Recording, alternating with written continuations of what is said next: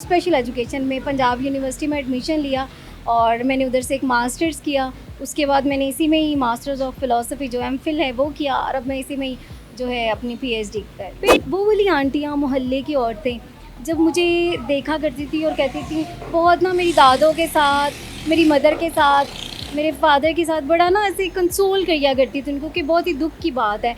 लेकिन अब वो जब वो आती है ना कि शगुफ्ता आई हैं, उनसे हमने अपने बच्चों के लिए मशवरा करके आना है कि वो क्या पढ़ें, कौन सी तालीम हासिल करें। तो जब वो आके उन्हीं जगहों पे बैठी होती हैं तो मेरे लिए बहुत प्राउड होता है। अस्सलाम वालेकुम, MYK न्यूज़ टीवी के साथ मैं हूँ सिद्रा गयास और आज मैं आपसे जिस खातून की कहानी शेयर करने के लिए जा रही हूँ, बज़ाहिर तो वो टांगों से माज़ूर है, लेकिन उन्होंने अपनी माज़ूरी को कभी भी अपनी मेहनत के आड़े नहीं आने दिया।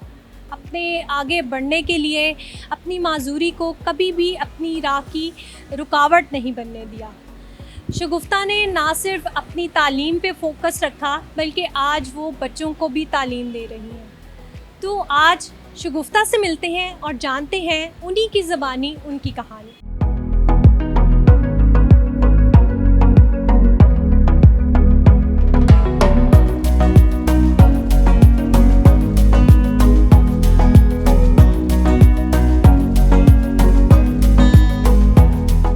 मेरे साथ यहाँ पर शगुफ्ता मौजूद हैं। इनसे इन्हीं की कहानी जानते हैं कि किस तरह मुश्किलात से डट कर इन्होंने मुकाबला किया और अपना तालीमी सफ़र भी जारी रखा और अब बच्चों को उनको ज़ेवर तालीम से आरास्ता कर रही हैं। कैसी हैं शगुफ्ता? अल्हम्दुलिल्लाह, I am good, thank you. अच्छा, मुझे ये बताएं शगुफ्ता कि आप जो है टांगों से माजूर हैं और पोलियो के बायस जो है वो ये किस तरह आपने स्ट्रगल की और आप कसूर के किसी गांव से बिलोंग करती हैं, तो क्या स्टोरी थी आप? कुछ ऐसी स्टोरी कि मैं अपने घर, अपने वालिदैन के घर पैदा होने वाली एक पहली बच्ची थी। मतलब आपका फर्स्ट चाइल्ड होता है जिसके लिए मतलब पूरी फैमिली जो है बड़ी एक्साइटेड होती है कि एक बेबी आ रहा है हमारे मतलब फैमिली में पहला। तो यूँ ही बस अल्हम्दुलिल्लाह मतलब मैं पैदा तो ठीक हुई, लेकिन कुछ प्रॉब्लम थी फैमिली में, मेरी वैक्सीनेशन नहीं हो सकी, ये पोलियो वैक्सीनेशन स्पेशली। और जब वो नहीं हुई और उसके मतलब इस वजह से मुझे पोलियो मतलब लाग हो गया। अब वो हुआ था कि मतलब 6 माह में बिल्कुल ठीक थी, बट 6 माह के बाद मुझे पोलियो ने अटैक किया था। और फिर उसके बाद मेरे वालिदैन अल्हम्दुलिल्लाह कि उनको ये समझ थी कि यार अगर बच्ची ऐसी हो गई है तो हम लोगों ने इसको कहीं सप्रेस नहीं करना। बड़ा इलाज वगैरह उन्होंने कराया, लेकिन अल्लाह की तरफ से ऐसा होना था कि मतलब मैं चलने के काबिल नहीं हो सकी, हाँ बैठने के काबिल हो सकी, मेरे हाथ काम करते थे और मुझे इसी तरह अपने आप को मतलब सीखना था कि अपनी टांगों के बिना अपने हाथों पे डिपेंड करते हुए मैंने कैसे रहना है। और फिर अल्हम्दुलिल्लाह मैंने अपनी सारी एजुकेशन कंप्लीट की। अब मैं रिसेंटली मतलब इनरोल्ड हूँ अभी पीएचडी में और पैरेलल जो है मैं अपनी जॉब कर रही हूँ 17 ग्रेड में, सीनियर स्पेशल एजुकेटर हूँ और ये सब सिलसिला बस चलता रहा साथ साथ। अच्छा, स्कूल, कॉलेज, फिर यूनिवर्सिटी, एक लंबा तवील सफ़र है, तो कैसे तय किया, कितनी हर्डल्स आई और कैसे आपने सबको पसे पुश डाल कर एक जो है अपना मकाम बनाया और फिर आपने उस्ताद का ही शोबा जो है वो क्यों चुना? जब मैं बहुत छोटी थी तो मेरे दादा जो हैं वो मुझे अपने कंधों पे, मेरी फुफ्फो, मेरे चचा, सब मेरे वालिदैन ने तो ज़ाहिर है ये बातें करनी होती है तो ये जो मेरी पूरी फैमिली के मेंबर्स थे ना वो सारे मेरे लिए एक बहुत बड़ी स्ट्रेंथ थे, सपोर्ट थे। मेरे दादा बताया कि मुझे कंधों पे उठा के फिर उन्होंने एक साइकिल ली मेरे लिए कि मैं बेटी को पीछे साइकिल की पिछली सीट पे बिठा के स्कूल छोड़ के आया करूँगा। और वो यूँ करते फिर मुझे उन्होंने देखा कि यार कोई टायरों के साथ कोई इस तरह की चीज़ होती है चेयर ना, वो लेके दें। मेरे चाचू ने मुझे वो लेके दी। क्या कहते थे उस ट्राइसिकल बोलते हैं उसको ना। तो मतलब लोगों के ज़हन में वो वाली बात है ना कि मतलब एक जो व्हील चेयर पे बैठा हुआ बंदा है और जो मतलब इवन ट्राइसिकल पे तो कुछ ज़्यादा ही बुरा, वो कोई बेचारा मांगने वाला, तरस खाने वाला ही होता है। तो जब मैं इस चीज़ों को सोचती थी ना कि यार मुझे देख के दूर से लोग कहते थे जी सोनी है लेकिन बेचारी तुर नहीं सकती, मतलब मेरे दादा अबू से कहना। अब मेरे दादा अबू को ये चीज़ें बहुत हर्ट करती थी, मेरी दादों को बहुत हर्ट करती थी और मुझे उन्होंने आके कहना बेटा अपनी परेशान नहीं होना ना, ये वो बातें जो लोग कहते हैं ऐ की कर देने, तो मेरी दीदी स्कूल भी पढ़न जाती है, तो वो मुझे स्कूल लेके गए, मुझे हाई स्कूल लेके गए, फिर मेरी लाहौर कॉलेज में मुझे एडमिशन करवाया। और वो चीज़ें थी कि जब मैंने आना है, मैंने बस में कैसे बैठना है, और मुझे उठा के बिठाते थे।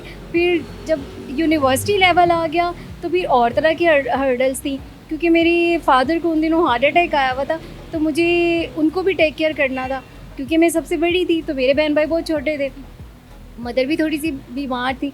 तो मैंने तब सोचा कि नहीं यार, पेरेंट्स वो हैं जिन्होंने आज शगुफ्ता तुम्हें यूनिवर्सिटी लेवल तक पहुंचा दिया है, प्रायोरिटी में वो होंगे। तब मैंने हॉस्टल छोड़ा, फिर मैं रोज़ घर जाती थी और लोकल वैन के ऊपर ट्रैवल करके आती। मुश्किल नहीं होता था लोकल में? तो एक आम बंदे के लिए जाना, एक लड़की के लिए जाना बड़ा पहाड़ जैसा लग रहा होता है, और आप अपनी इस डिसेबिलिटी के साथ उसको फेस कर रही थी और आगे बढ़ रही थी। बिल्कुल ऐसा था। मतलब मेरे अब्बू मुझे, वो मेरी जो ट्राईसाइकिल थी ना, वो हमने वहाँ रखी हुई थी, मुझे वहाँ बिठा जाते कि बेटा यहाँ बैठो, और मैं उसके बाद यूनिवर्सिटी के लिए बस में बैठ जाती। अब जब बस में बैठ गई, मुझे पता है मेरी 8 बजे क्लास है और मैं 6 बजे घर से निकल रही हूँ, तो बस में अगर जगह नहीं होती थी तो यकीन जाने, मतलब मैं उनके पाँव में बैठ जाती थी। मैं कहती थी यार कोई बात नहीं, और आधे घंटे बाद नहीं भी जगह मिलेगी तो मैंने तो उधर ही जाना है ना। तो मैं उधर लोगों के पाँव में बैठ जाती थी, और लोग कहते थे हाय हाय बाजी, अगर ਤੁਹਾਡੇ को तुरिया नहीं जानता तो तुसी पढ़न क्यों आंदे हो। मतलब फीमेल ऐसे कमेंट करती होती थी ना कि बेटा धी तू घर रहना, सी की करन आई है। और जब मैंने उनको बताना कि मैं मतलब मास्टर्स कर रही हूँ, उसमें 16वीं क्लास पढ़नी है माँ जी, अच्छा, फिर उन्होंने हैरान भी होना। तो वही वाली बात है, मेरे हाथ गंदे हो जाते थे, मेरे कपड़े गंदे हो जाते थे, यूनिवर्सिटी जाना होता था, लेकिन मैं यही सोचती थी कोई बात नहीं, शगुफ्ता घर जाके चेंज कर ही लेना है ना। मैंने बीकॉम किया था, बीकॉम में मैंने गोल्ड मेडल लिया था। उसके बाद मैंने एमकॉम किया हेली कॉलेज से। उसके बाद मुझे मेरी एक फ्रेंड मिली हॉस्टल में, तो वो स्पेशल एजुकेशन में कर रही थी, तो उन्होंने मुझे बताया यार मैं स्पेशल एजुकेशन में मास्टर्स कर रही हूँ। तो तब मुझे पता लगा कि हो, मैं तो अपने ट्रैक से बहुत हटा हुआ था, मुझे तो अपने ट्रैक पे चलना चाहिए था। ये तो मैं कहीं और पटरियों पे चलना शुरू कर दिया था। मतलब मैं ट्रेन की पटरी पे नहीं था, ट्रेन थी मेरे पास, लेकिन मैं तो रोड के ऊपर, सड़क पे तो ट्रेन नहीं चलती ना। मुझे ये लगा कि नहीं शगुफ्ता, ये छोड़ें, अपने ट्रैक को अपनाओ। तब मैंने एक अपने मतलब इवन मैंने ACMA भी इंटर कर लिया हुआ था, फिर मैंने वो चीज़ स्टॉप की और मैंने स्पेशल एजुकेशन में पंजाब यूनिवर्सिटी में एडमिशन लिया, और मैंने उधर से एक मास्टर्स किया। उसके बाद मैंने इसी में ही मास्टर्स ऑफ फ़िलासफ़ी जो MPhil है वो किया, और अब मैं इसी में ही जो है अपनी PhD कर। पेरेंट्स के लिए कितने प्राउड मोमेंट्स थे वो टाइम जब आप खुद लर्निंग प्रोसेस में थी, अपनी तालीम का सफ़र जारी रखे हुए थी? खैर वो तो अभी भी आपके कंटिन्यू है PhD, लेकिन वो एक सफ़र जिसमें आपने स्ट्रगल दिखाई और एक स्टेप से स्टार्ट किया और अब आप मंजिल के करीब हैं, तो वो सारा सफ़र और अब जिस मकाम पे आप हो, कैसा लगता है?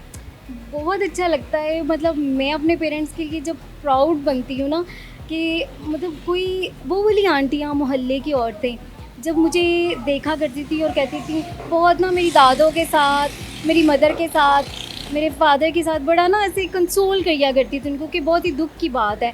लेकिन अब वो जब वो आती है ना कि शगुफ्ता आई हैं, उनसे हमने अपने बच्चों के लिए मशवरा करके आना है कि वो क्या पढ़ें, कौन सी तालीम हासिल करें, तो जब वो आके उन्हीं जगहों पे बैठी होती हैं तो मेरे लिए बहुत प्राउड होता है। और मेरे फादर, मेरी मदर और मेरे घर वालों की सबकी आंखों में एक जो चमक नज़र आती है ना, वो मुझे और इनकरेज करती है कि कहीं ये लोग यही बोला करते थे कि अल्लाह करे ये जो आपकी बेटी है ना, ये फौत ही हो जाए, पता नहीं इसकी ज़िंदगी कैसी है। और आज वही लोग जो हैं मुझसे मशवरे लेने आ रहे हैं, वही लोग हैं जिनकी मैं मदद कर रही हूँ। अल्लाह पाक ने मुझे देने वाला हाथ बना दिया, अल्हम्दुलिल्लाह।